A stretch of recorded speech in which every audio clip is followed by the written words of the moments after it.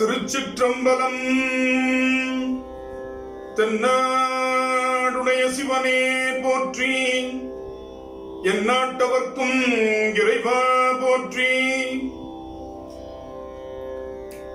நன்று நாள் தோறும் நம்பினை போயரும் என்றும் இன்பம் தழைக்க இருக்கலாம். நன்று நாள் தோறும் நம்பினை போயரும் என்றும் இன்பம் தழைக்க இருக்கலாம். சென்று நீர் திரு வேட்களத்துள் உரை துன்று பொற்சடையானை தொழுமீனே. சென்று நீர் திரு வேட்களத்துள் உரை துன்று பொற்சடையானை தொழுமீனே.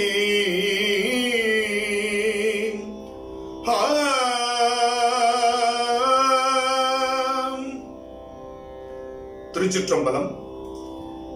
எல்லாம் வல்ல பெருமானுடைய தனிப்பெரும் கருணையினாலே ஆங்கில புத்தாண்டின் முதல் நாள் நிகழ்வில் கலந்து கொண்டு எங்கும் இல்லாததோர் இன்பம் என்ற தலைப்பில் சிந்திப்பதற்கு பெருவாய்ப்பினை பெற்றிருக்கிறேன். அடியேன் நீள நினைந்து அடியேன் பெருமான் திருவடிகளை நித்தலும் கைதொழுது வணங்கி மகிழ்கின்றேன். நல்லார் இணக்கம் என்ற அற்புதமான தலைப்பில் பல்வேறு பொழிவுகளை ஒழுங்கு செய்து நடத்தி கொண்டிருக்கக்கூடிய நம்முடைய பேரூர் ஆதீன குருமகா சன்னிதானங்களின் திருவடி கமலங்களுக்கு என்னுடைய பணிவான வணக்கம். அகர முதல் நகர இருவாய் அனைவருக்கும் என்னுடைய வணக்கத்தை சொல்லி, இந்த பொழிவில் இணையம் மூலமாக இணைந்திருக்கக்கூடிய நல் உள்ளங்களுக்கு பணிவான வணக்கத்தை சொல்லி எங்கும் இல்லாததோர் இன்பம் குறித்து சில சொல்ல விழைகின்றேன். இன்பத்தை தேடாதவர்கள் யாரும் இருக்க முடியாது.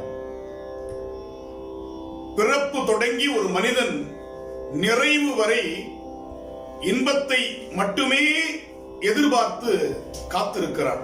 எதிலும் அவனுக்கு இன்பம் தேவைப்படுகிறது.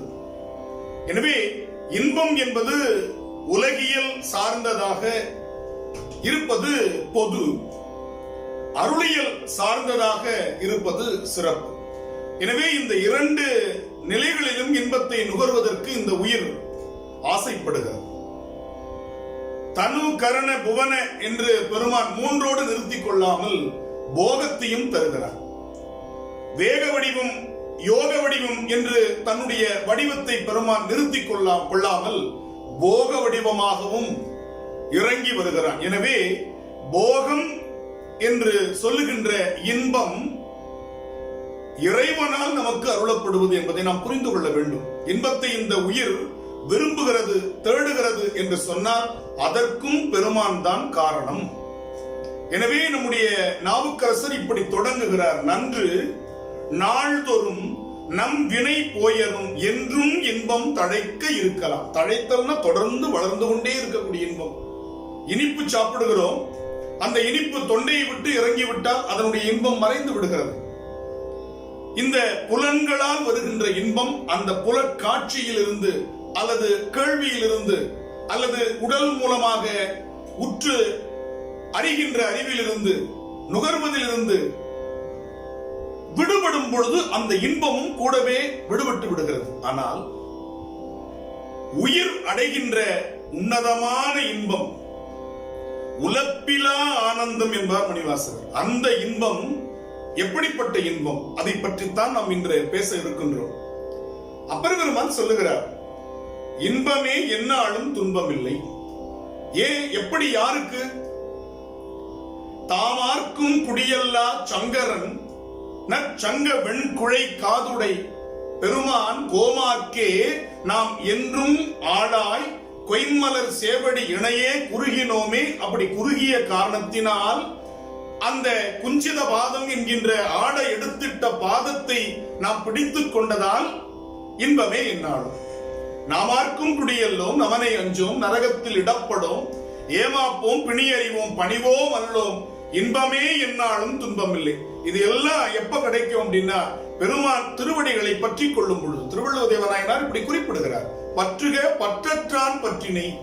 எனவே இன்பத்தை யாரிடம் சென்று நாம் கேட்பது என்று சொன்னால், அந்த இன்பத்தின் மீது பற்றில்லாதவன் தான் அந்த இன்பத்தை நமக்கு தர முடியும். பணத்தின் மீது பற்றுள்ளவனிடம் பணம் கேட்டா பணம் தர மாட்டான். ஏன்னா அவனுக்கே அந்த பணம் தேவைப்படுது. அதன் மேல் அவனே பணம் வச்சிருக்கிறான், பற்றா வைத்திருக்கிறான். எனவே பற்றில்லாதவன், இன்பத்தின் மீது விளைவு இல்லாதவன், அவன்தான் நமக்கு இன்பத்தை முழுமையாக தர முடியும் என்பதால் தான் இன்பமே என்னாலும். யாருக்கு அப்படின்னு சொல்றார் ஞானசம்பந்த பெருமான் நிறைவு திருப்பதிகத்தில் அப்படி குறிப்பிடுகிறார். அன்புரு சிந்தையர் ஆகியடியவர் நண்புரு நல்லூர் பெருமணம் மேவி நின்று இன்புறும் எந்தை இணையடியே துவார் துன்புறுவாரல்ல தொண்டு செய்வாரே. இன்புறும் எந்தை இணையடியத்துவார் துன்புறுவாரல்லர். யாருக்கு இன்பம் கிடைக்கும்னா தொண்டர்களுக்கு. துன்புறுவாரல்லர் தொண்டு செய்வாரே. இந்த தொண்டர்கள் என்னைக்குமே துன்பப்பட மாட்டாங்க. ஏன்னா அவங்களுக்கு துன்பமா தெரியாது. ஏன்னா அதுவும் உந்தன் விருப்பன்றி, அதுவும் பெருமான் கொடுக்கிறது தானே. எனவே அதை பத்தி அவங்க கவலைப்பட மாட்டாங்க. ஔவையார்ட்ட கேட்டாங்க, தொண்டர்கள் எப்படி அப்படின்னு கேட்டாங்க. ஔவையார் சொன்னாங்க, இந்த உலகத்தில் எது பெருசு, பெரியது கற்பின் எரிதவள் வேலோய், பெரிது பெரிது புவனம் பெரிது அதனினும் பெரிது அப்படின்னு அந்த பாட்டுல சொல்லிட்டே வருவாங்க.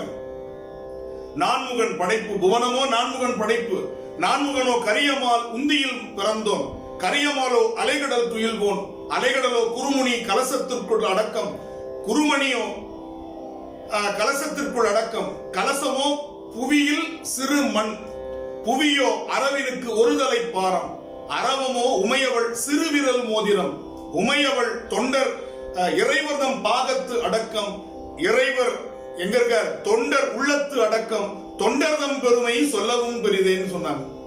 எனவே தொண்டர்களுடைய பெருமை அவ்வளவு சீக்கிரம் சொல்ல முடியாது. அவங்களுக்கு தான் இன்பம் கிடைக்கிறது, அவர்கள் தான் இன்பமாக இருக்கிறார்கள், அவர்கள் தான். மெய்ப்பொருள் நாயனார் பாருங்க, அவருக்கு மிகப்பெரிய துன்பம் கிடைச்சது. ஆனா அவர் என்ன சொன்னார், மெய்த்தவ வேடமே மெய்ப்பொருள்.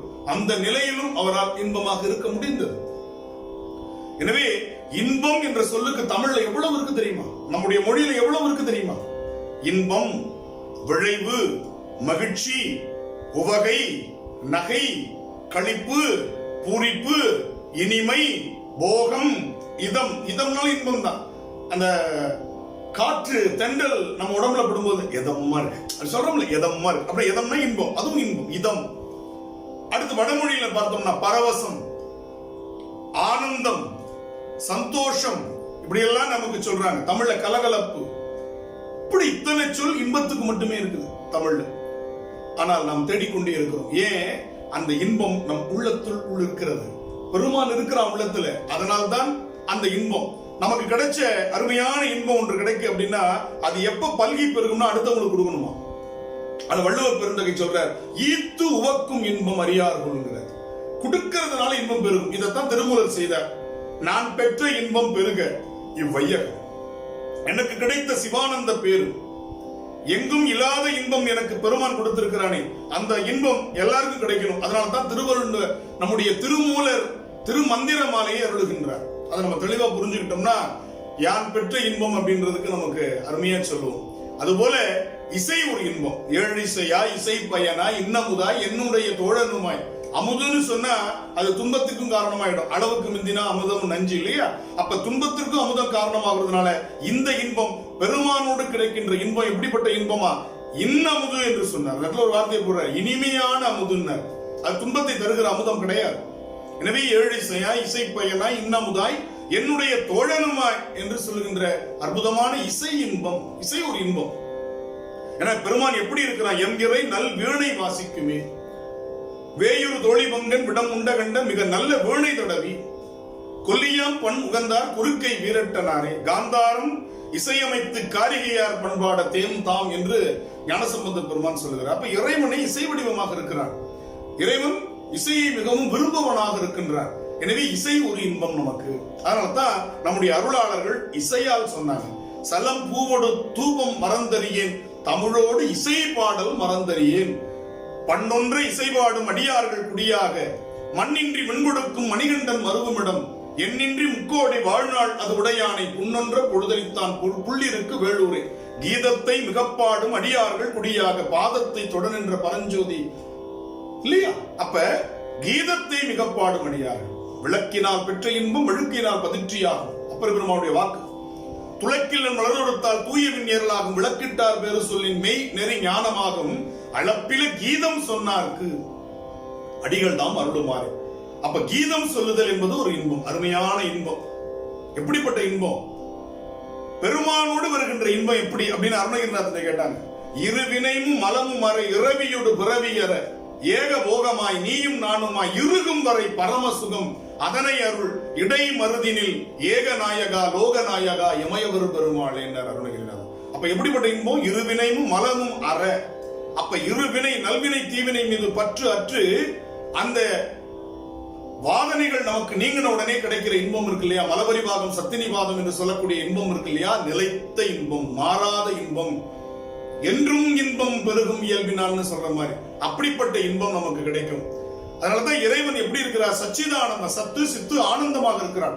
அவன் சத்து என்றும் உள்ள பொருளாக இருக்கிறான், அறிவுள்ள பொருளாக இருக்கிறான். இது மட்டும் பெருமானுக்கு பெருமை அல்ல, இன்பமயமாக இருக்கிறான், இன்பமே வடிவாக இருக்கிறான், இன்பத்தை தருபவனாக இருக்கிறான். தன்னடைந்தார்கட்கு இன்பங்கள் தருவானை தத்துவனை ஞானசம்பந்தருடைய வாக்கு. தன்னை அடைந்தார் இடர்திருப்பதன்றோ தலையாய் அவர் தம் கடன் ஆவதுதான் அண்ணனடையார் அதிகைக்கடில விரட்டான துறை அம்மானே. அப்ப அப்பர் பெருமான் அதை சொல்ற. அப்ப யார் தன்னை அடைகிறார்களோ அவருடைய துன்பத்தை நீக்கி இன்பத்தை கொடுப்பவனாக இறைவன் இருக்கின்றான். நாவுக்கரசர் திருவாவடுதுறை பதிகத்தில் சொல்றார், இறைவன் எப்படிப்பட்டவன்? எல்லாருக்கும் துன்பம் வந்த பொழுது கடல்ல இருந்து நஞ்சு வந்தது, ஆலகால நஞ்சு. அதை அவன் ஏற்றுக்கொண்டு இன்பத்தையாய் அமுதத்தை எல்லாருக்கும் கொடுத்தான். எப்பேற்பட்ட சிவபெருமான் இல்லையா? அது அழகா சொல்லுவார். இடரினும் தளரினும் எனதுரு நோய் தொடரினும் ஊனகழல் தொழுதழுவேன் கடல் தனில் அமுதோடு கலந்த நஞ்சை மிடரினில் அடக்கிய வேதியனே இதுவோயமையாளுமாறு ஈவதொன்றமக்கில்லையே அதுவோ உணரின் அருள் ஆவடு துறை அரணே. அப்ப இடரினும் தளரினும் எனது உரு நோய் தொடரினும் உணரடல் தொழுதருவேன். ஏன்? எனக்கு எவ்வளவு இடர் வந்தாலும் தளர்ச்சி வந்தாலும் நோய் வந்தாலும் அதனை தீர்க்க வேண்டியது யாருடைய பொறுப்பு? என்னுடைய தலைவனுடைய பொறுப்பு. அப்பதான் அந்த இன்பம் நிலைத்த இன்பமா இருக்கும். நாமளா மருத்துவம் செய்து கொண்டால் அது மீண்டும் மீண்டும் நமக்கு துன்பத்தை கொடுத்துடும். அவன் பிறவிப்பணி நீக்கக்கூடிய மருத்துவம் இல்லையா? அதனால இடரினும் தளரினும் எனது உரு நோய் தொடரினும் உணரடல் தொழுதழுவேன். அந்த திருவடியை பிடித்துக் கொள்பவர்களுக்குத்தான் அந்த இன்பம் முழுமையாக கிடைக்கிறது.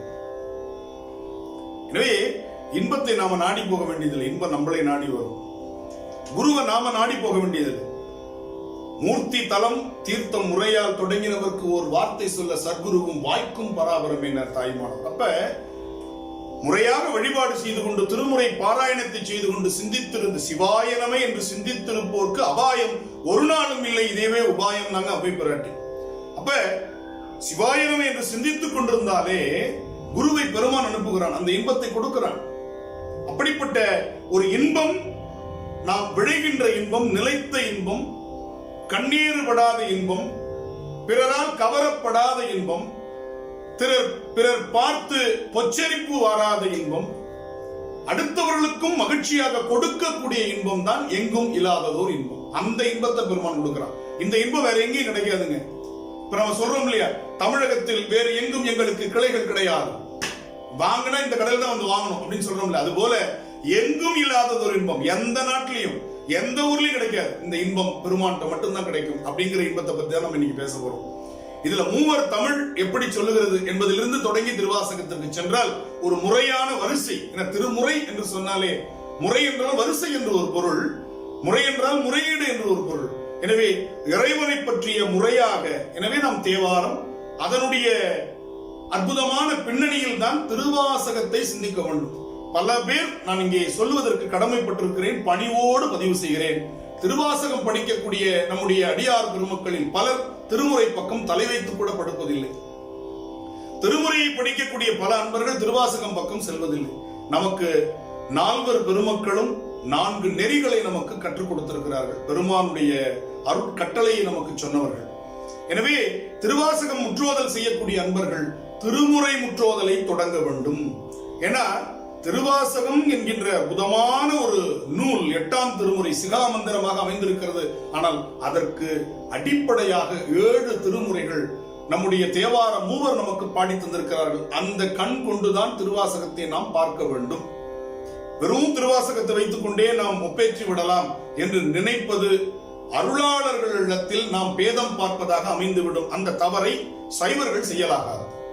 நமக்கு எல்லாரும் ஒண்ணு. எனவே ஞானசம்பந்தரில் இருந்து, திருநாவுக்கரசில் இருந்து, சுந்தரமூர்த்தி நாயனாரில் இருந்து நாம் மாணிக்கவாசகரை நோக்கும் பொழுது மாணிக்கவாசகருடைய பெருமையும் நமக்கு உள்ளங்கை நெல்லிக்கனி போல மிக எளிமையாக விளங்கும். அதனால்தான் இந்த ஒரு அடிப்படையிலிருந்து நான் தொடங்குகிறேன்.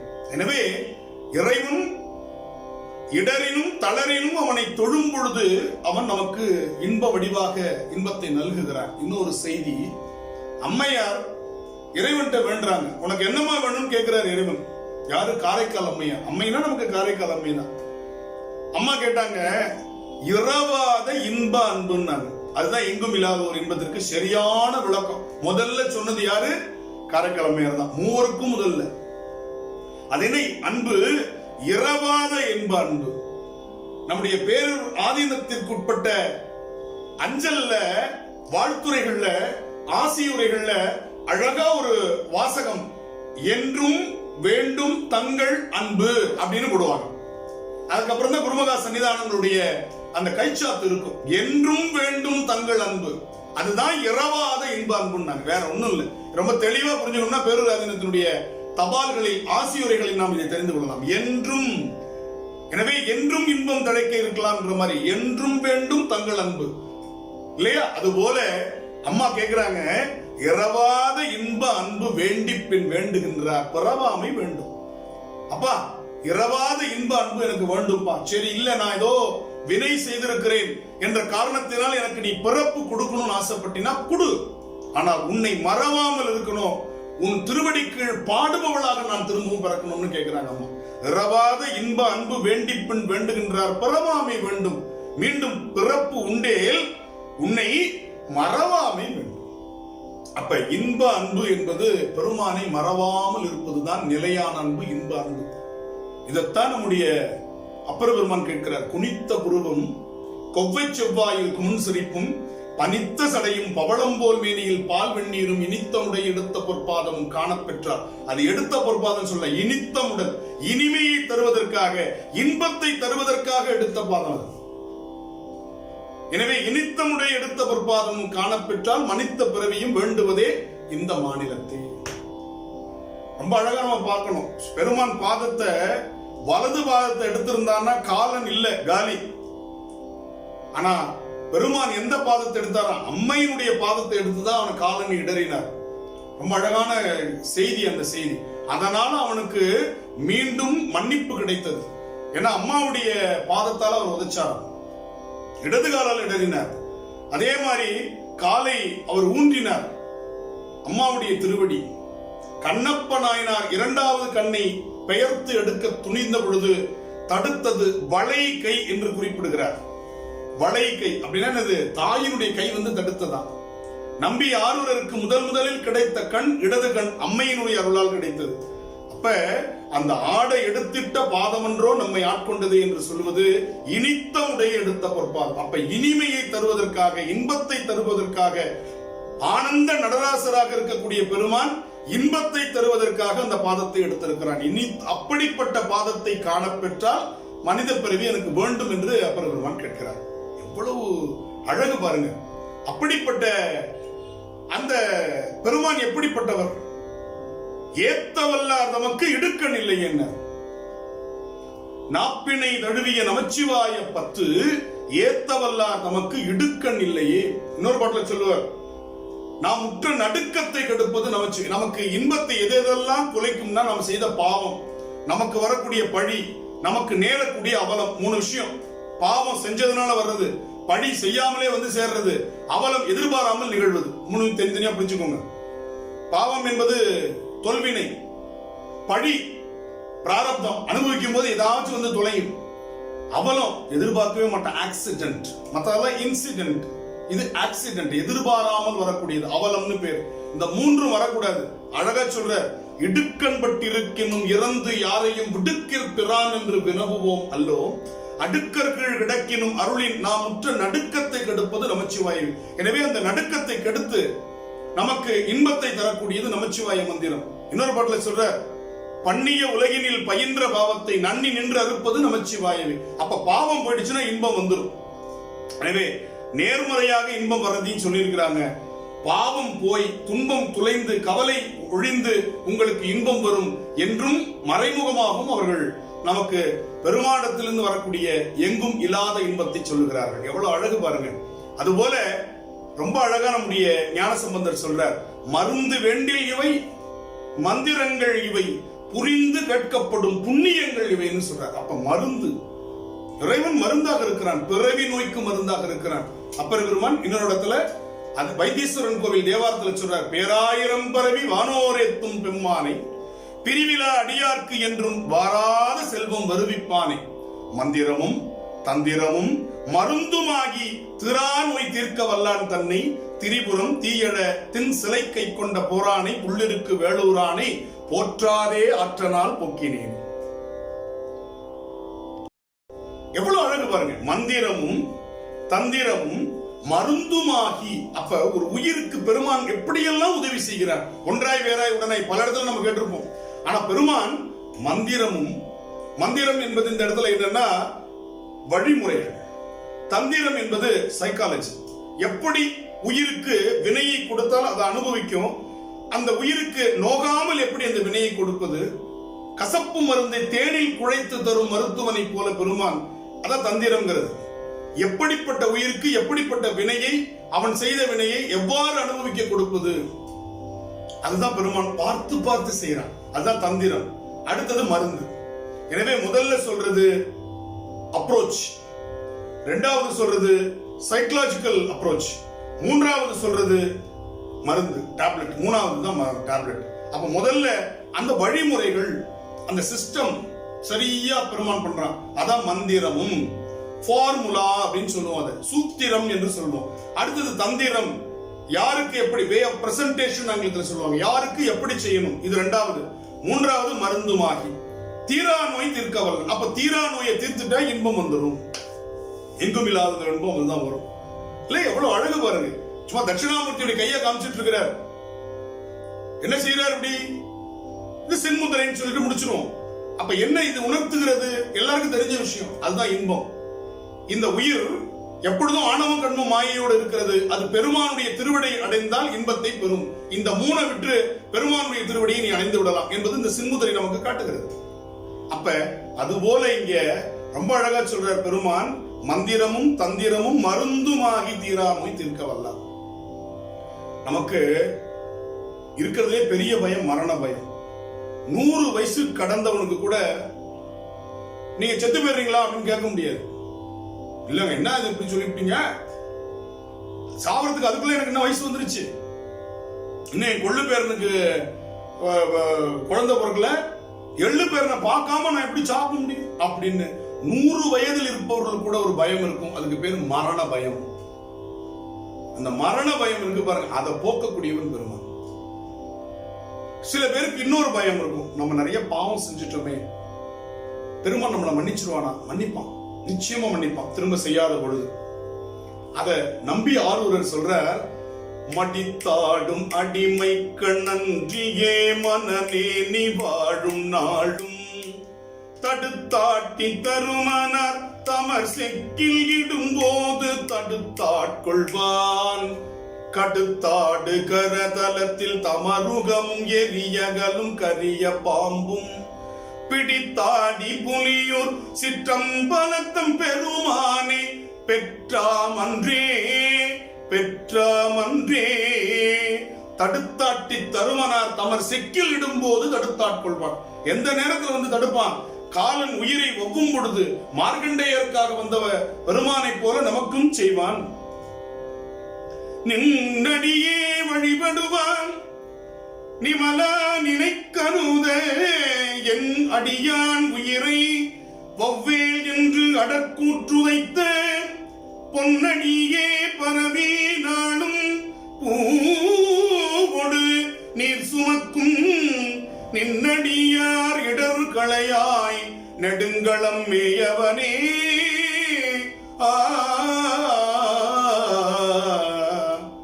எப்படிப்பட்ட பொன்னடிக்கு அடியார்கள்?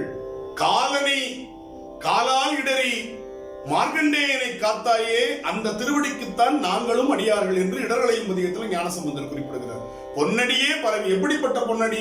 என் அடியான் உயிரை ஒவ்வேல் என்று அடற்கூற்றுதைத்த பொன்னடி. அப்படிப்பட்ட திருவடி அழகா சொல்றார். வினை துன்பத்தை நீக்கினா நமக்கு எல்லா துன்பமும் நீங்கிடும். அத நம்பி அழகா சொல்றார் கழிப்பாலை தேவாரத்துல. இங்கே வந்து என் வினையை அறுத்திட்டு என்னையாளும் கங்கா நாயகனே கழிப்பாலை மேயானே என்பார். இங்கே வந்து செஞ்சு தரான் அந்த வேலையை. டோர் டெலிவரி மாதிரி வந்து செஞ்சு தரான். ஒர்க் அட் ஹோம் அப்படின்னு சொல்ற மாதிரி, ஒர்க் ஃப்ரம் ஹோம் அப்படின்னு சொல்றாங்க இல்லையா, அது மாதிரி பெருமான் வந்து நமக்கு எல்லாத்தையும் செஞ்சு கொடுத்துட்டு போயிட்டு இருக்கான். நம்ம ஒன்னு சொல்ல முடியும், இருந்த இடத்துல சிவாயிரம் சொல்லிட்டு இருந்தா போதும், பெருமான் வந்து வேலையை செஞ்சுட்டு போயிடலாம். வீட்டுக்கு வந்து சர்வீஸ் பார்த்து கொடுத்துருக்கலாம். என்ன சர்வீஸ்? உயிருக்கான சர்வீஸ் இல்லையா? ஃபேமிலி டாக்டர் உடம்புக்கான சர்வீஸ் பண்றவர். ஆனா பெருமான் உயிருக்கான சர்வீஸ் பண்ற டாக்டர். எவ்வளவு அழகு, எவ்வளவு அழகு பாருங்க. அவன் தூங்கும் போது கூட உங்களை காப்பாத்திட்டு இருக்கான். நீங்க அக்கடான்னு தூங்குறீங்க, சொல்றாரு பாருங்க, துஞ்சும் போதும் துணை எனல் ஆகும். என்ன தூங்கும் பொழுது கூட அவன் தான் என் துணை. அஞ்சேல் என்று அருள் செய்வான் அமரும் கோவில் ஞானசம்பந்த பெருமான். அப்படியே உளம் குளிர் தமிழ் மாலை பாடணும்னா துன்பம் வீங்கும், எங்கும் இல்லாதொரு இன்பம் நமக்கு வரும். மண்ணிடை அடியார்கள் மனத்து இடர் வாராம். என்ன மனத்து இடர்? எல்லா துன்பத்தை விட பெருந்துன்பம் மனக்கவலை. அதுக்கு பேரு மன அழுத்தம்னு பேரு. அதுதான் மன நோயா மாறுது. அப்புறம் தான் மனநிலை பாதிப்புன்னு அதுக்கு பேரு. எவ்வளவு பாருங்க, 4 உண்டு அந்த கரணத்துல. நம்ம எல்லாரையும் மென்டல்னு சொல்லிடுறோம் ஒரே வார்த்தையில். அவர் மென்டல் டிசார்டர் அப்படிங்கிறான், பைத்தியம் அப்படின்னு சொல்லிடுறோம். ஆனா 4 அந்த கரணங்களில் எது பாதிக்கப்பட்டாலும் அதுக்கு அதான் பேரு. மனம், புத்தி, சித்தம், அகங்காரம். 4 மனம் பாதிக்கப்பட்டுச்சுன்னா அதுக்கு பேரு மனநிலை பாதிப்பு, அதாவது பற்றுதல், மனம் பற்றுதல். புத்தி பாதிச்சுன்னா அதுக்கு பேரு புத்தி பேதலித்தல்னு சொல்லுவாங்க. அவர் புத்தி சுவாதீனம் இல்லாம இருக்கிறார் பாருங்க. அடுத்தது சித்தம், சிந்திக்கிற ஆற்றல் பாதிக்கப்பட்டுச்சுன்னா சித்தம் கலங்கி போச்சு, சித்த பிரம்ம பிடிச்சிருக்கு. நமக்கு எல்லாமே சொல்லிட்டு இருக்கிறாங்க பாருங்க. அகங்காரம், அதனால பாதிப்பு ஏற்பட்டால் இன்னைக்கு சொல்றாம் இல்லையா, ஹிஸ்டீரியா பேஷண்ட். எவ்வளவு அழகா சொல்லிட்டு இருக்கிறான் பாருங்க. அது அகம் பிடிச்ச கழுத. இப்படிலாம் நம்ம இதுல கிராமத்துல வரக்கூடிய வார்த்தைகள் நான் சொல்லுவது ஒண்ணு கூட போய் கிடையாது. அப்ப ஆணவத்தால் ஒருவன் பாதிக்கப்படுவது, அகங்காரத்தால் பாதிக்கப்படுறது. அடுத்தது புத்தியினால பாதிக்கப்படுறது, புத்தி பேதலித்தல், புத்தி சுவாதீனம் இல்லாமல். சித்தத்தில் இருக்கிறது சித்தம் கலங்குதல், சித்த பிரம்மை. மனதால் பாதிக்கப்படுவது மனநிலை பாதிப்பு, மன நோயாளி, மன அழுத்தம் என்றெல்லாம் நம்ம அதை பார்க்கணும். அப்ப பாருங்க, 4 விதமாக பாதிப்பு ஒரு மனிதனுக்கு ஏற்படுகிறது என்பது அந்த காலத்திலே சொன்னாங்க. இந்த 4 பாதிப்புக்கு அடிப்படையா முதல் பாதிப்பு எது? மனம் பாதிக்கப்படுறது. எனவே இறைவன் தன்னுடைய திருவடியை வழிபடுபவர்களுக்கு என்ன பண்றானா, மண்ணிடை அடியார்கள் மனத்து இடர் வாராமை. எனவே அந்த பிரிலிமினரி ஸ்டேஜிலேயே பெருமான் தடுத்துறான். மனசுக்கு வந்ததுல புத்தி தடுமாறும், புத்திக்கு வந்ததுல சித்தம் தடுமாறும், சித்தம் வந்ததுல அகங்காரம் தடுமாறும். அப்ப பெருமான் முதல் இதிலே தடுத்துறான், மண்ணிடை அடியார்கள் மனத்து இடர் வாராமை. அப்ப மனசுக்கே அந்த இடர் வராமல் தடுத்துறான். அப்புறம் தான் புத்திக்கெல்லாம் போகும். எவ்வளவு கருணை வாய்ந்தவனாக இருக்கிறான். இம்மையே தரும் சோறும் கூரையும். ஒரு மனிதனுக்கு அடிப்படை தேவை சொல்லுவாங்க. ஒரு மனிதனுக்கு அடிப்படை என்ன தேவை? எசென்ஷியல் நீட்ஸ் சொல்லுவோம். எசென்ஷியல், அத்தியாவசிய தேவை, அடிப்படை தேவை, ஃபண்டமெண்டல் நீட்ஸ். அடுத்தது எசென்ஷியல் நீட்ஸ், அத்தியாவசிய தேவை. அடுத்தது என்ன சொல்லுவோம்? ஆடம்பர தேவை. அதுக்கப்புறம் அனாவசிய தேவை. இந்த 4 விதமா சொல்லுவாங்க தேவைகளை. மேனேஜ்மெண்ட் என்று சொல்லக்கூடிய மேலாண்மைகள் படிக்கும் பொழுது தேவைகளை 4 விதமா சொல்லுவாங்க. அந்த அடிப்படை தேவைன்னு ஒண்ணு இருக்கு பாருங்க, அதுதான் முதல்ல உணவு, அதுக்கப்புறம் உடை. வீடு 2, உலகியல் வீடையும் தரான், அந்த வீடையும் தரான் பெருமான். ரொம்ப அழகா அதை சொல்றாரு ஒரே பாட்டுல.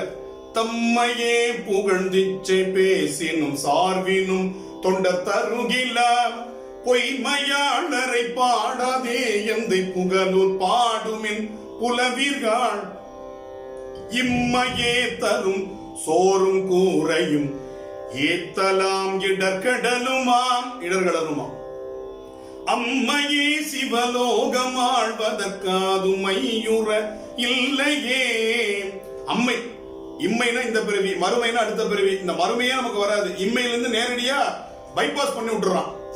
ஒரு ரோடு இருக்கு, அந்த சாலை நமக்கு அந்த ஊருக்கு நம்ம போக வேண்டியது இல்லை அப்படின்னா என்ன பண்ணுவோம்? பைபாஸ் சாலையை தேர்ந்தெடுத்து போயிடுவோம். அதை பைபாஸ் பண்றது மாதிரி பெருமான் என்ன பண்றான்? மறுமை இல்லாமல் இம்மையிலிருந்து அம்மைக்கு, அம்மை என்றால் திருவடி, அம்மையே சிவலோகம் ஆழ்வதற்கு யாதும் ஐயுறவில்லை, சந்தேகமே வேண்டாம், இடர்கடலும் ஆம்னார். அது மாதிரி ரொம்ப அழகா ஞானசம்பந்தனுடைய ஒரு கடைக்காப்பு சொல்லுகிறது. ஒக்க ஞானசம்பந்தன் உரைத்த பாடல் வல்லவர் மிக்க இன்பம் எய்து வீற்றிருந்து வாழ்தல் மெய்மையே. மெய்மை ஏன் மெய்மைன்னா ஞானசம்பந்தனுடைய வார்த்தை ஆணை நமதேன்னு காப்பிட்ட வார்த்தைகள், சாதாரண வார்த்தைகள் இல்ல. அரசாழ்வர் ஆணை நமதேன்னுவர். அதனால மெய்மை என்ன நான் சொல்றது உண்மை, 100% உண்மை அப்படிங்கிற. மிக்க இன்பம் எய்தி வீற்றிருந்து வாழ்தல் மெய்மையே.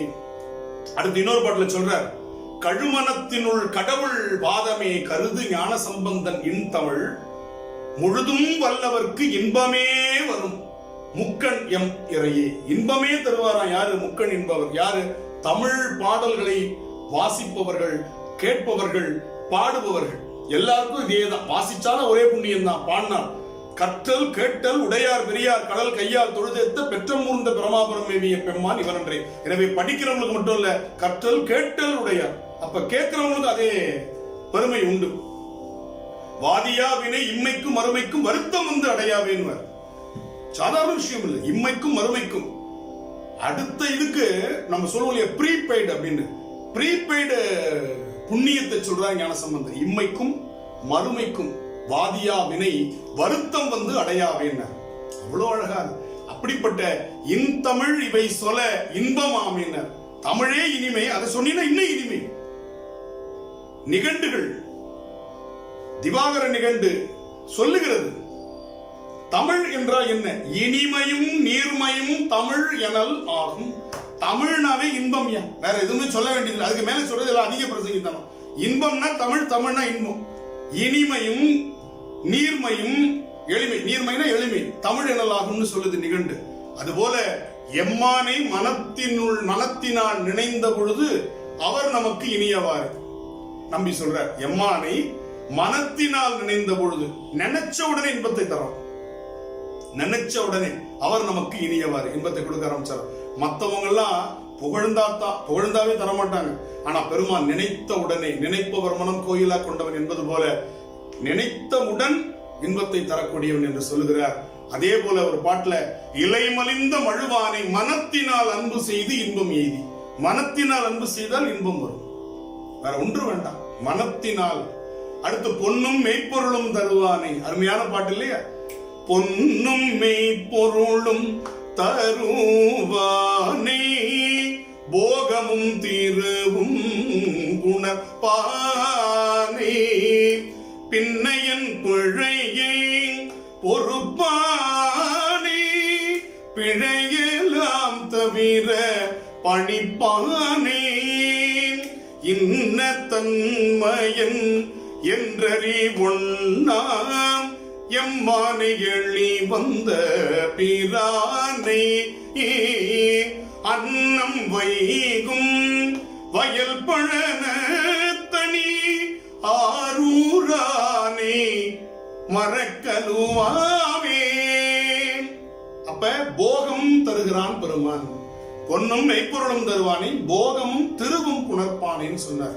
அதுபோல தன்மையினால் அடியேனைத்தாம் ஆட்கொண்ட நாள் சபை முன் வன்மைகள் பேசிட வன் தொண்டன் என்பதோர் வாழ்வு தந்தார். பொன்னை தந்து என்னை போகம் புணர்த்த நன்மையினார்க்கு இடமாவது நம் திருநாவலூர் என்ற. அப்ப பொன்னை தந்து போகத்தையும் கொடுக்கிறான் பெருமான். தெளிவான ஸ்டேட்மெண்ட்டுங்க.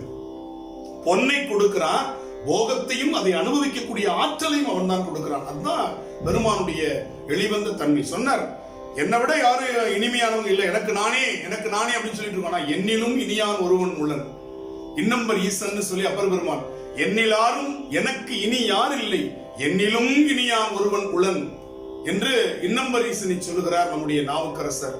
அடுத்து நிறைவாக திருமுறையில் நம்முடைய நாவுக்கரசருடைய திருமுறையை சொல்லி நான் திருவாசகத்திற்குள் பயணிக்கிறேன். இறைவன் எப்படிப்பட்ட இனியவன், கனியினும் கட்டிப்பட்ட கரும்பினும் பனிமலர் குழல் பாவை நல்லாரினும் தனி முடி கவித்து ஆளும் அரசினும் இனியன் தன் அடைந்தார்க்கு இடைமருதனே. இதை இப்படியே பிரட்டி பார்க்கணும். இதுக்கு பேர் கொண்டு கூட்டு பொருள்கள். தன்னடைந்தார்க்கு கனியினும் இனியன், தன்னடைந்தார்க்கு இடைமருதன், கட்டிப்பட்ட கரும்பினும் இனியன், தன்னடைந்தார்க்கு இடைமருதன், பனிமலர் குழல் பாவை நல்லாரினும் இனியன், தன்னடைந்தார்க்கு இடைமருதன், தனிமுடி கவித்து ஆளும் அரசிலும் இனியன் என்று அதை பொருள் கொண்டால் அற்புதமாக இந்த தேவாரம் நமக்கு சொல்லுகிறது. எனவே இன்பமாய் தொழுவார் இன்பவானரே என்று அப்பர் பெருமான், இன்பமா தொழணும். சாமியை சொல்லிட்டான், ஜோசியக்காரன் சொல்லிட்டான்னு போய் பரிகாரத்துக்கு தொழக்கூடாது. வலுக்கட்டாயமா வீட்டுல புடிச்சு கோவிலுக்கு இழுத்துட்டு போயிட்டாங்களேன்னு வணங்க கூடாதான். இன்பமாய் தொழுவார் இன்பவானரே என்று. அப்படி தொழுபவங்களுக்கு எல்லாருக்கும் இன்பம் தான் கிடைக்கும், துன்பம் வரவே வராது என்று அழகாக நமக்கு சொன்ன அந்த செய்தியோடு திருவாசகம் இப்படி சொல்லுகிறது. இறைவன் எப்படிப்பட்டவன், பிணக்கிலாத பெருமான், பிணக்கிலாத பெருமான். ஏன் அவன் வேண்டுதல் வேண்டாமை இல்லான். திருவள்ளுவ தேவ நாயனார் அப்படியே ஒரே வார்த்தையில கொண்டு வந்தார், வேண்டுதல் வேண்டாமை இல்லான். அடுத்து மணிவாசகர் சொல்றார், பிணக்கிலாத பெருந்துரை பெம்மான். அவளை சொல்றாரு, உன் நாமங்கள் பேசுவார்க்கு, உன் நாமங்கள் பேசுவார்க்கு இணக்கிலா இன்பமே வரும். வேற எதுவும் வராது, உனக்கு இன்பம் தான் வரும், வேற எதுவும் வராது, சிந்திக்கவே சிந்திக்காது. பிணக்கிலாத பெருந்துரை பெருமான் உன் நாமங்கள் பேசுவார்க்கு இணக்கிலா இன்பமே வரும், துன்பமே துடைத்துனர். துன்பத்தை நீக்கின்னு சொல்லல, ஏன்னா கொஞ்சம் கொஞ்சம் ஒட்டிட்டு இருக்கும். பெருங்காயம் தெரிஞ்சதுக்கு அப்புறம் டப்பா வாசனை அடிக்கிறது மாதிரி அந்த வாசனை கொஞ்சம் கொஞ்சம் இருக்காங்க, தொடர்ச்சி அறிகிறாரா, துன்பமே துடைத்து அப்படின்னார். முதல்ல சொல்லும்போது இன்பத்தை சொல்லி அப்புறம் துன்பத்தை துடைத்தார். ஏன்னா மனிதனுக்கு முதல்ல இன்பத்தை கொடுத்துடணும், கொடுத்துட்டு துன்பத்தை தொடர்ச்சி எடுக்கிறாராம். துன்பத்தை எடுத்துட்டு இன்பத்தை கொடுத்தா அவனுக்கு பெருசா தெரியாது, கவலைப்படாத இந்தா வச்சுக்கோ அப்படின்னு சொல்லிட்டு அவர் இன்ப துன்பத்தை அழகா துடைத்து எடுக்கிறார். பிணக்கிலாத பெருமான்னு சொன்னார். அப்படிப்பட்ட பெருமான் அந்த திருவாசகம் சொல்லுகிறது. முதல் பாடல் சிவபுராணத்துல ஆறாத இன்பம் அருளும் மலை. சிவபெருமான் எப்படிப்பட்ட மலை, ஆறாத இன்பம் அப்படின்னா தீராத, குறையாத, நிலையான, அது தீராது, என்றுமே குறையாது, என்றுமே மாறாது. அப்படிப்பட்ட இன்பத்துக்கு பேர் ஆறாத இன்பம், அருளும் மலைன்னு சொன்ன. அப்படிப்பட்ட ஆறாத இன்பத்தை நமக்கு தருகிறான் என்று திருவாசகம் நமக்கு சொல்லுகிறது. அது எப்படிப்பட்ட இன்பம், சித்தம் அழகியாருக்கு கிடைக்கிற இன்பம். முத்தன்ன வெண்ணகையாய் முன்வந்து எழுது எதிரெழுந்து என் அத்தன் ஆனந்தன் அமுதன் என்று அள்ளூரி திட்டிக்க பேசுவாய், வந்தும் கடை திறவாய் பத்துடையீர் ஈசன் பழ அடையீர் பாங்குடையீர், சித்தம் அழகியார் பாடாரோ நம் சிவனை இத்தனையும் வேண்டும் எமக்கேலோ. சித்தம் அழகியார், அறிவால அழகா இருக்கிறது. அதுதான் பெருமானுக்கு வேண்டிய ஒரே தகுதி. பெருமான் என்ன தகுதி நம்மகிட்ட எதிர்பார்க்கிறான்? அறிவால நீ அழகா இருக்கிறியா, வா. நீ உடம்பால் அழகா இருக்கிறத பத்தி பெருமான் கவலைப்படல. ரொம்ப அழகா நம்முடைய வள்ளுவர் சொல்வார், மனத்தோடு வாய்மைன்னு. சும்மா நிறைய பேருக்கு ஒத்தட்டோடு வாய்மை இருக்கும், செஞ்சிடலாங்க, பிரமாதமா செஞ்சிடலாம் அப்படின்னு சொல்லி அவனை அனுப்பிச்சு விட்டுட்டு இவனுக்குலாம் நம்ம எடுத்து வை முதல்ல அப்படின்றோம். அப்ப வாய் உதட்டோடு வாய்மை நிறைய பேருக்கு இருக்கு. ஆனால் நம்முடைய வள்ளுவர் சொல்றார் மனத்தோடு வாய்மைன்னு. அப்ப வாய்மை எங்கிருந்து தொடங்குகிறது? மனத்துக்கண் மாசிலநாதல் அனைத்தரன்னு சொல்வது போல மனத்தோடு வாய்மை மாதிரி இங்க ரொம்ப அழகா நம்முடைய மணிவாசகர் சொல்றார், சித்தம் அழகியார். உடலால் அழகியார்னு சொல்லல, உள்ளத்தால் அறிவால் அழகா இருக்கும். அப்படிப்பட்ட சித்தம் அழகியார் பாடாரோ நம் சிவனை இத்தனையும் வேண்டும். அப்ப அவங்களுக்கு தான் அந்த இன்பத்தை கொண்டு வந்து பெருமான் கொடுக்கிறான்.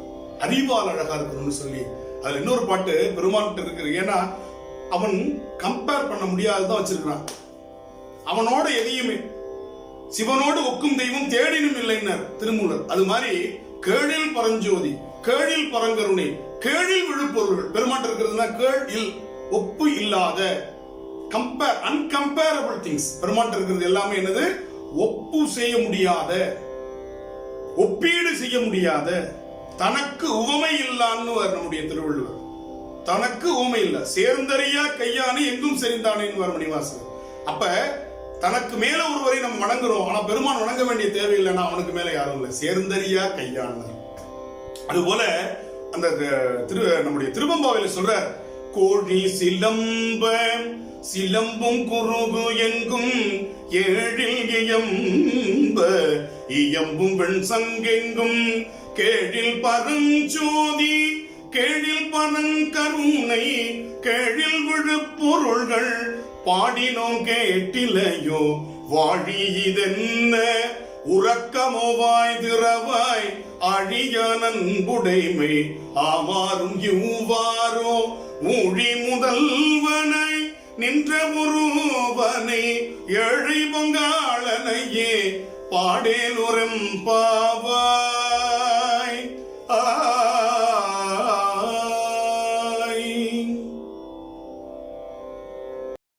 எவ்வளவு ஒரு அழகான ஒரு பாடல். கேழில் பரஞ்சோதி கேழில் பரங்கருணை கேழில் விழுப்பொருள்கள் பாடினோம் கட்டிலை. இதுதான் எங்கும் இல்லாத இன்பம். வந்து போறது இன்பம் அல்ல, செல்வம்னா வந்து போறது, செல்வது வம்னா வருவது. எனவே செல்வம் வந்து வந்து செல்வது செல்வம். ஆனால் இது எப்படிப்பட்ட செல்வம்? அருட்செல்வம். பொருட்செல்வம் பூரியார் கண்ணும் உள்ள அருட்செல்வம் தான் பெரிய விஷயம் இல்லையா? இறைவன் கடலேத்தும் இன்பம் இன்பமே, செல்வன் கடலேத்தும் செல்வம் செல்வமே என்ற மாதிரி. அப்ப இறைவன் கடலேத்தும் இன்பம், அதுதான் இன்பம், வேற எதுவும் இன்பம் இல்லை. அந்த முடிவுக்கு வந்துட்டு திருவாசகத்தை படிக்கணும். அப்ப பெருமானுடைய திருவடியை எப்படி பிடித்துக் கொள்வது? அப்பதான் அந்த ஆனந்தம் கிடைக்கணும். பால் நினைந்து ஊட்டும் தாயினும் சால பறிந்து நீ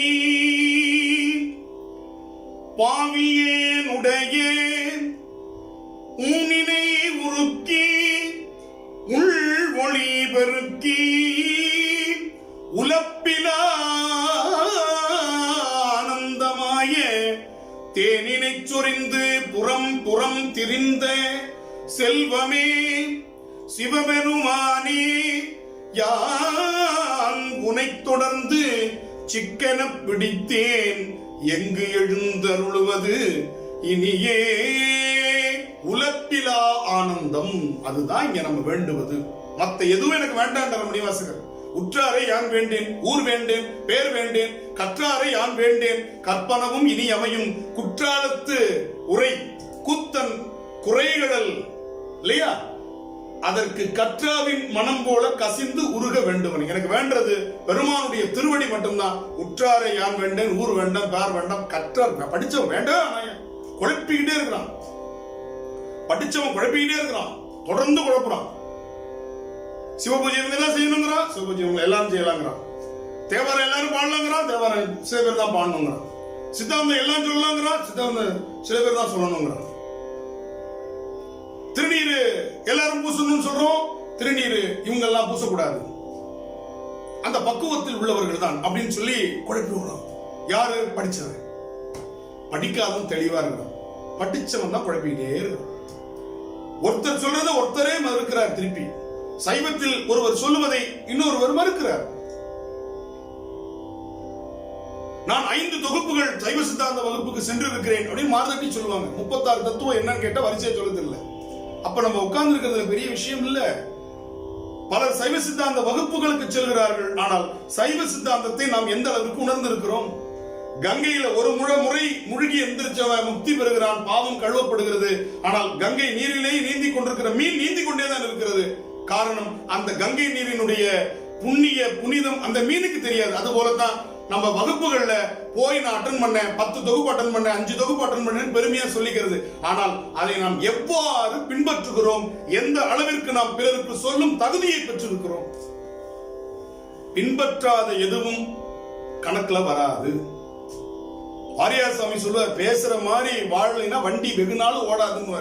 அது மாதிரி சைவ சித்தாந்தம் படிச்சிட்டோம், சைவ சித்தாந்தம் நாம் கற்றுவிட்டோம் அப்படின்னு சொல்ற நிறைய பேருக்கு தான் ஆணவம் தலைவிரிச்சு ஆடுது. அதுக்கு சைவ சித்தாந்தம் படிக்காதவங்க எவ்வளவு தேவலான்ற அளவுக்கு ஆக்கிடுறாங்க. சைவ சித்தாந்தம் படிச்சிருக்கேன், நான் எத்தனை தொகுப்பு படிச்சிருக்கேன் தெரியுமா, நான் யாரு தெரியுமா?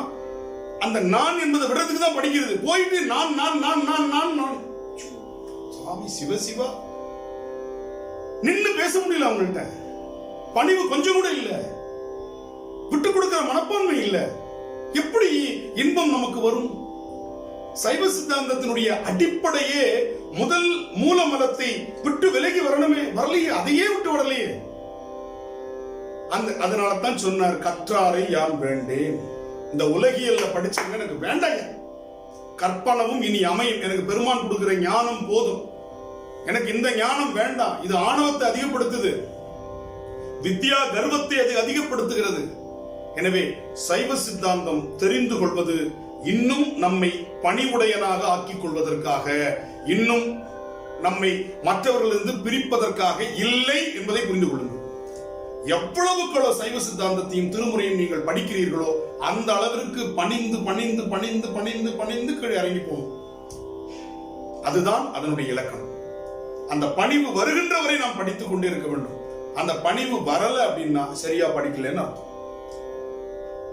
அடியேன் இவ்வளவு அழகா சொல்றாரு, அந்த அடியேன் வரலைன்னா முடிஞ்சு போச்சு. நான் வந்துச்சுனாவே நீங்க சரியா படிக்கலன்னு அர்த்தம். மனப்பாடமா அடிச்சு சொல்றது பெரிய விஷயம் அல்ல.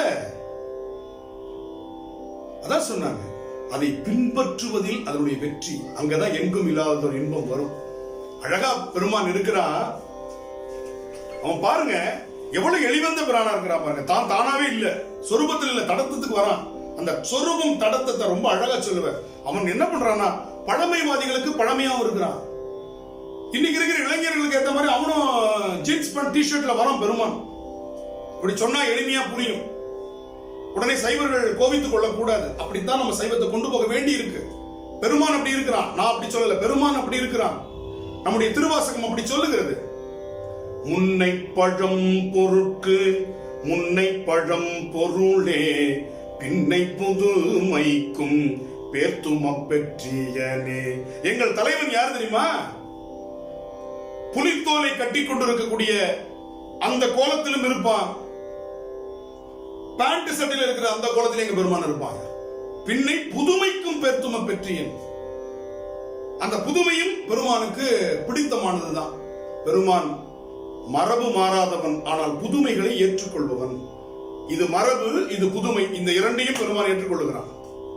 இத மணிவாசகர் பதிவு செய்கிறார். முன்னை பழம்பொருட்கு முன்னை பரம்பொருளை பின்னை புதுமைக்கும் பேர்த்தும பெற்றியன். எனவே சைவ சித்தாந்தத்திற்கு திருமுறைகளுக்கு இந்த காலத்து சான்றுகளை, இந்த காலத்து வாழ்வியல் உதாரணங்களை சொல்லி நடத்துறதுல தப்பே கிடையாது. ஏன்னா பெருமான் அப்படி இருக்கிறான். பின்னை புதுமைக்கும் பேர்த்தும பெற்றியன். எனவே சைவ சித்தாந்தத்தையும் திருமுறையும் எப்படி எளிய மனிதர்களுக்கு புரிய வைப்பது என்பதில் தான் நம்முடைய புத்தி சிந்திக்க வேண்டுமே தவிர அதை அப்படியே நம்ம கொடுக்கணும் அப்படின்னு நினைக்க வேண்டியதில்லை. எளிமைப்படுத்துங்க. இறைவன் விருத்தனாகி பாலனாகி வேதம் ஒரு நான்குணர்ந்து கருத்தனாகி கங்கையாளை கமழ் சடை மேற்கறந்தான். விருத்தனாகி பழமை, பாலனாகி புதுமை. எனவே அவன் விருத்தனாகவும் இருக்கிறான், பாலனாகவும் இருக்கிறான். எனவே இந்த ரெண்டு நிலைகள்ல பெருமான் அருமையா, அந்த ஜெனரேஷன் கேப் அப்படிங்கிறது பெருமான் கிடையாது. ஆனால் சொல்லிக் கொண்டிருக்கிற நம்மிடத்தில் தான் அது இருக்கிறது. அதை நாம் நிச்சயமாக விலக்கிக் கொள்ள வேண்டும். அப்பொழுதுதான் எங்கும் இல்லாத ஒரு இன்பத்தை எல்லாருக்கும் கொடுக்க முடியும். இல்லைன்னா அது ஒரு சிலர்கிட்ட மட்டும்தான் இருக்கும், அது கூட முழுமையா இருக்காது. ரொம்ப அழகா சொல்லிட்டார். அடுத்து பாருங்க, இறைவன் எப்படி இருக்கிறான்? நம்முடைய துயரை தீர்ப்பதற்காக அவன் ஆடுகின்றான். அதுதான் இன்பம், அதுதான் இன்பம். அவன் ஆட்டம் எதுக்காகனா வினையை தீர்ப்பதற்காக. ஆர்த்த பிறவி துயர்கடனமாத்தாடும் தீர்த்தனல் தில்லை சிற்றம்பலத்தே தீயாடும் குத்தன் எவ்வானும் குவலயமும் எல்லோமும் காத்தும் படைத்தும் கரந்தும் விளையாடி வார்த்தையும் பேசி வடை சிலம்பவார் கலைகள் ஆர்ப்பரவம் செய்ய அணிகுழல் மேல் வண்டார்ப்ப புத்திகளும் பொய்கை குடைந்துடையான் பொற்பாதம் ஏத்தீரும் சுனை நீர் ஆடேலொரம்பாவாய். ஆர்த்த பிறவி துயர் கெட நாம் ஆர்த்து ஆடும் தீர்த்தன். வினையை தீர்ப்பதற்காக அவன் ஆடிக்கொண்டிருக்கிறான். அவனுக்கு என்ன தேவையா? அவனுக்கு என்ன தேவை இருக்கிறது ஆடுறதுக்கு? நம்முடைய வினையை தீர்ப்பதற்காக அவன் ஆடிக்கொண்டிருக்கிறான். தீர்த்தன்னல் தில்லை சிற்றம்பலத்தை தீயாடும் குத்தன் வானும் குவலையும் எல்லோரும் காத்தும் படைத்தும் கறந்தும் விளையாடின. எப்படிப்பட்ட பெருமான் பாருங்க.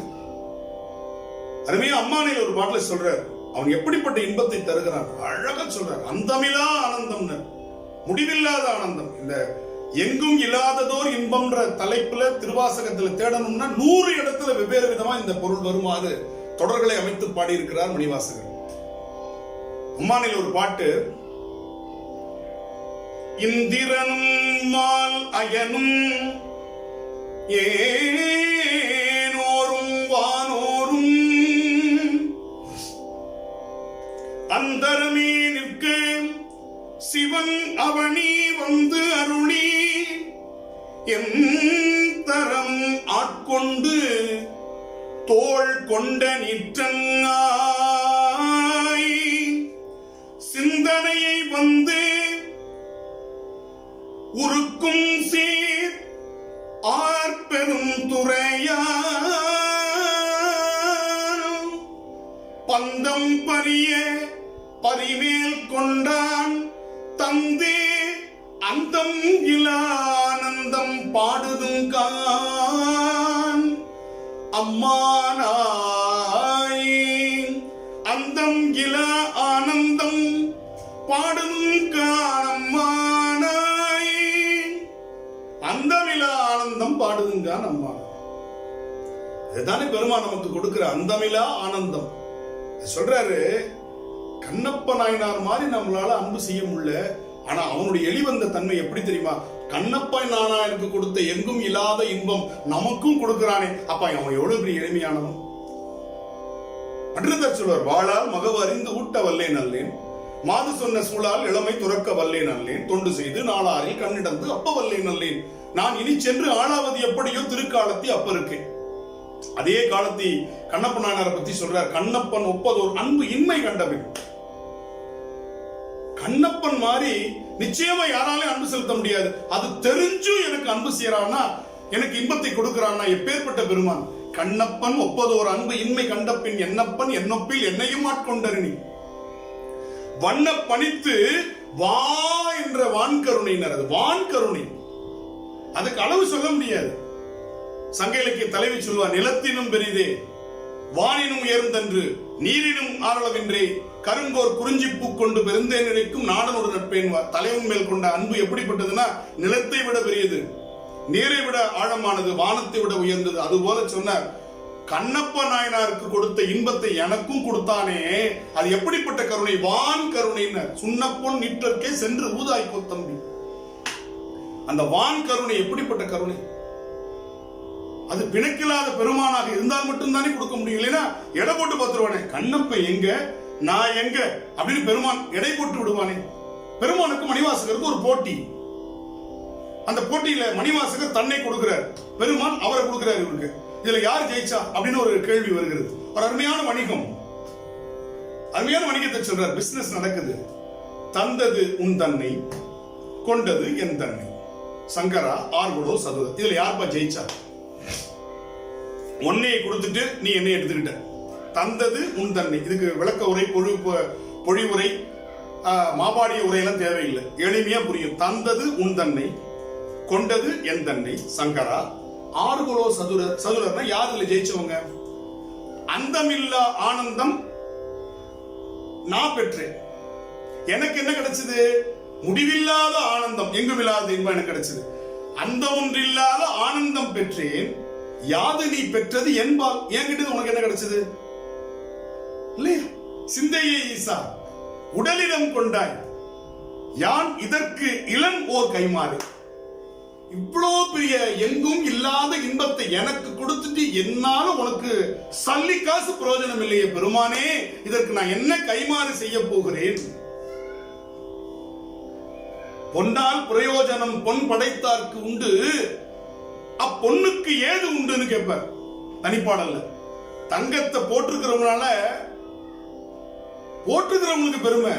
நான் அமிக்கி போட்டிருக்கேன், ஜிமிக்கி போட்டிருக்கிறேன், நெக்லஸ் போட்டிருக்கிறேன், காதுல வரிசையா ஓட்ட போட்டு போட்டிருப்பாங்க, பார்த்திருக்கலாம் நீங்க.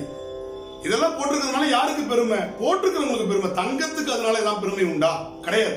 அது போல இங்க இந்த உலகியல் உதாரணம் சொல்றது எதுக்காகன்னா, தங்கத்துக்கு போட்டிருக்கிறவங்களால எந்த பெருமையும் கிடையாது. ஆனால் தங்கத்தால் மற்றவர்களுக்கு பெருமை என்பது போல தந்தது உன் தன்னை கொண்டது என் தன்னை சங்கரா ஆர்களோ சதுரர் அந்தம் ஒன்று இல்லாத ஆனந்தம் பெற்றேன் யாது நீ பெற்றது என்பால் சிந்தையே கோவில் கொண்ட ஈசா என் உடலிடம் கொண்டாய் யான் இதற்கு இளன் ஒரு கைமாறு எனக்கு இதுக்கு மேல கைமாறு செய்யறதுக்கு என்கிட்ட ஒண்ணுமே கிடையாதுப்பான்னு சொல்லி முடியும். அழகா சொல்றாரு. ஒரு பாட்டுல அழகா சொல்லுவாரு, அவன் என்ன கொடுக்கறான், அருமையா கொடுக்கறான், உள்ள இருந்து என்ன உருக்கிக்கிட்டே இருக்கிறான். அந்த உருக்கம் மெய்தான அரும்பி விதிர் விதிர்த்து உன் விரையார் கழற்கன் கைதான் தலை வைத்து கண்ணீர் ததும்பி விதும்பி உள்ளம் பொய்தான் தவிர்ந்து அப்படியே உள் நின்று உருக்கிறாராம். அப்படியே சாமி அப்படியே ஆனந்த கண்ணீர் பெருகுது, உலப்பிலா ஆனந்தம் வருகிறது. அப்படியே பெருமானோடு கலக்கிற அந்த பரமானந்த நிலை அப்படியே சொல்றார். கண்ணம் சனத்தர் கருணை கடலினர் உள் நின்றுருக்குவரன்னே என்னும் கண்ணம் கனத்தர் கருணை கடலினர் உள் நின்றுருக்குவரன்னே என்னும் கண்ண ஜனத்தர் கருணை கடலினர் உள் நின்றுருக்குவரன்னே என்னும் உள் நின்றுருக்கி உலப்பில ஆனந்த கண்ணீர் தருவரால் அன்னே என்னும் உள் நின்றுருக்கி உலப்பில ஆனந்த கண்ணீர் தருவரால் அன்னே என்னும் கண்ணீர் தருவரால் அன்னே என்னும். மத்தவனா துன்ப கண்ணீர் தர்றான், இவன் உலப்பில்லாத ஆனந்த கண்ணீர் கொடுக்கிறான், எங்கும் இல்லாத இன்பம். இந்த ஒரு வார்த்தை என்னென்ன மாதிரி விளையாடுது பாருங்க, எப்படிப்பட்ட சுவாமி பாருங்க. உலப்பில ஆனந்த கண்ணீர் தருவரால் அன்னே என்னும். அடுத்து குயில் பத்து என்று நினைக்கிறேன். குயில் பத்துல ஒரு பாட்டு சொல்லுவார், இன்பம் தருவன் குயிலே ஏழு உலகும் முழுது ஆளி. இன்பம் தர்றான் அவன், சாதாரண ஆளாம இன்பம் தருவன் குயிலே. வேற எல்லாரும் துன்பத்தை கொடுப்பாங்க, தரேன் தரேன்னு சொல்லி தரமாட்டாங்க. அவன் முதல்ல சொல்லும் பொழுது இன்பம் தருவன் குயிலே. அருமையான ஒரு பாடல். அருணங்கின் தீரன் தீசை அணுகி நன்கிருள் போய் அகன்றது உதயம் நின் மலர் திருமுகத்தின் கருணையின் சூரியன் எழ எழ நயன கடிமலர் மலரமற்று அண்ணலம் கண்ணாம் திரள் நிறை அறுபதம் முரல்வன இவையோர் திருப்பெரும் துறை உரை சிவபெருமானே அருள் நிதி தரவரும் ஆனந்தமலையே அலைகடலே பள்ளி எழுந்தருளாயே. அருள் நிதி தரவரும் ஆனந்தமலையினர். அவன் எப்படிப்பட்ட மலை? ஆனந்தமலை. அருள் நிதி தரவரும் ஆனந்தமலையே அலைகடலே பள்ளி எழுந்தருளாயே. விரும்பும் அடியார் எண்ணி உள்ள இருக்கிறான், எண்ணத்தில் இருக்கிறான். விரும்பும் அடியார் எண்ணத்தில் இருக்கிறான் பெருமான். வேற எங்கே இருக்கிறார்? தன்னை விரும்புறவங்க எண்ணத்தில் இருக்கிறான்னு சொன்னார். அடுத்து அழகா சொன்னார், எனக்கு ஒண்ணு வேண்டாம் பெருமானே, நீ ஒண்ணு எனக்கு செய்ய வேண்டாம். உன் அடியார் கூட்டத்துக்கு நடுவில் நீ நிறுத்திடு. உன் பக்கத்தில் இருக்கிற எங்கும் இல்லாத இன்பம் எனக்கு கிடைச்சிடும். அருமையான பாட்டு. உடையாள் உந்தன் நடுவிருக்கும் உடையாள் நடுவுள் நீ இருத்தி அடியே நடுவுள் இருவீரும் இருப்பதானால் அடியே உன் அடியார் நடுவுள் இருக்கும் அருளை புரியாய். பொன்னம் பலத்து எம் முடியா முதலே என் கருத்து முடியும் வண்ணம் முன் நின்றே. என்ன கேட்டார்? உடையார் உந்தன் நடுவிருக்கும்.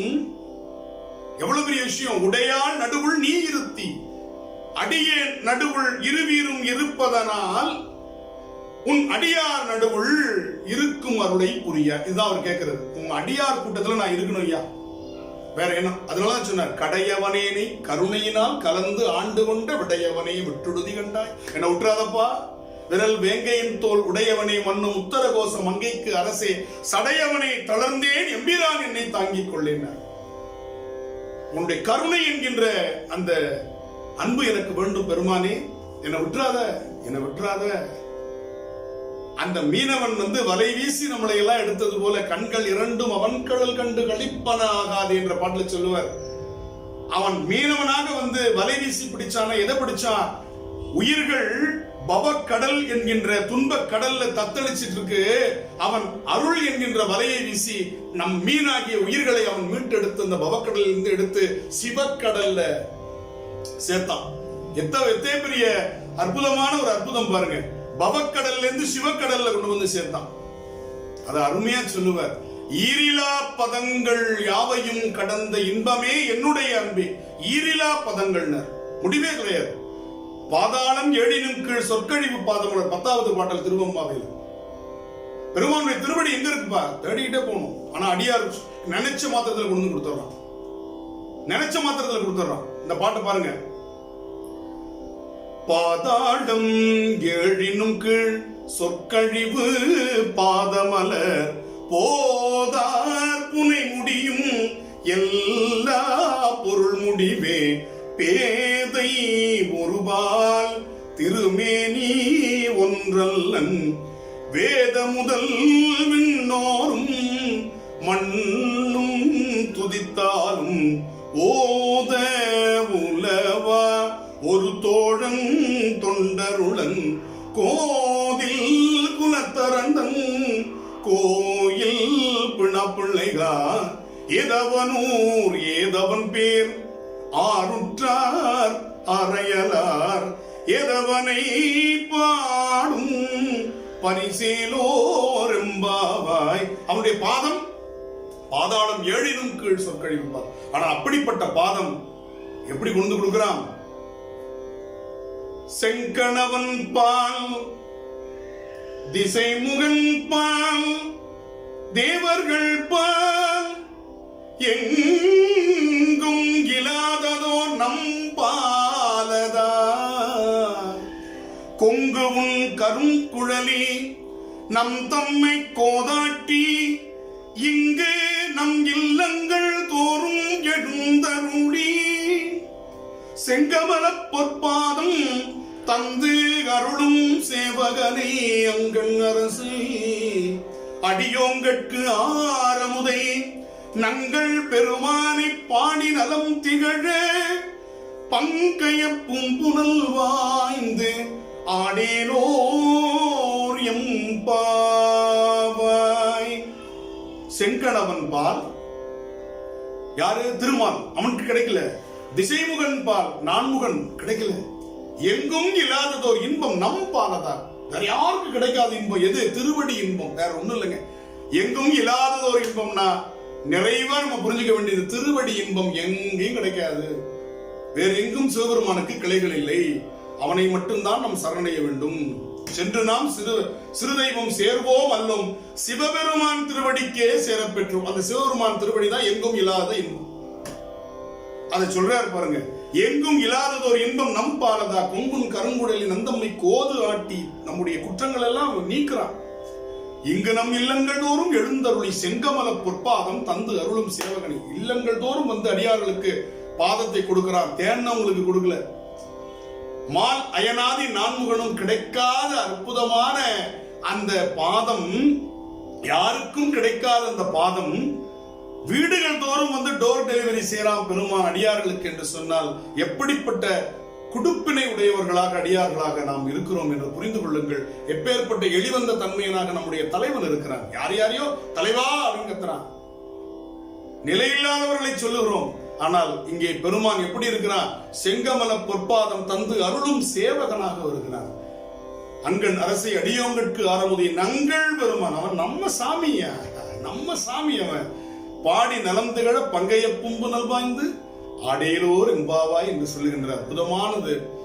அதுபோல பெருமான் எப்படி இருக்கிறான்?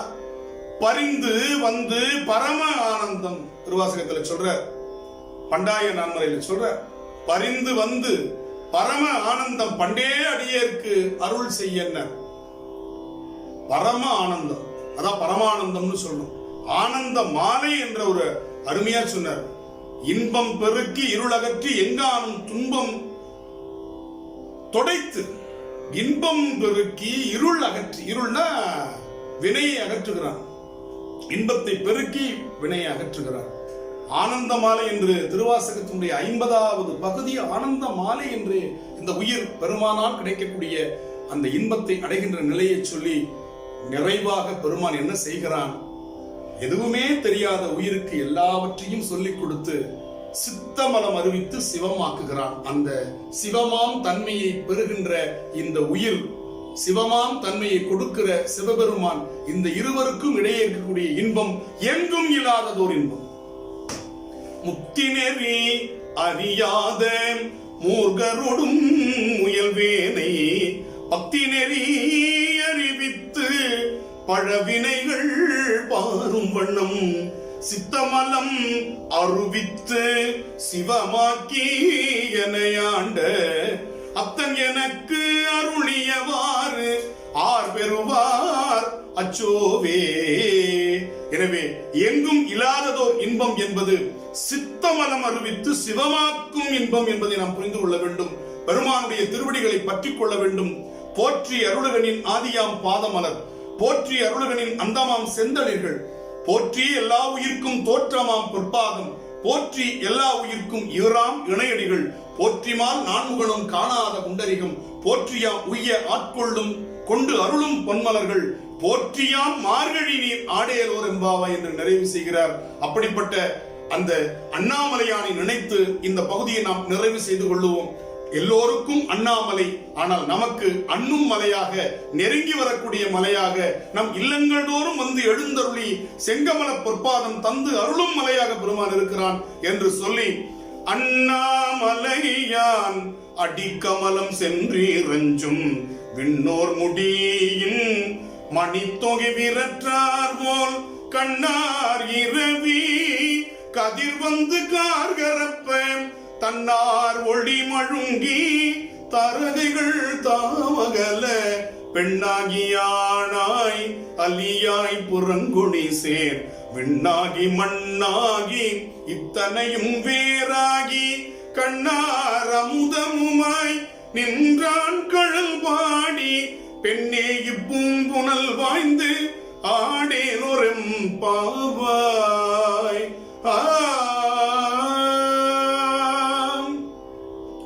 எங்கும் இல்லாததோர் இன்பம் குறித்து விளம்பியது கடுகளவு, விட்டது கடல் அளவு. விடைபெறுகிறேன். வணக்கம், நன்றி.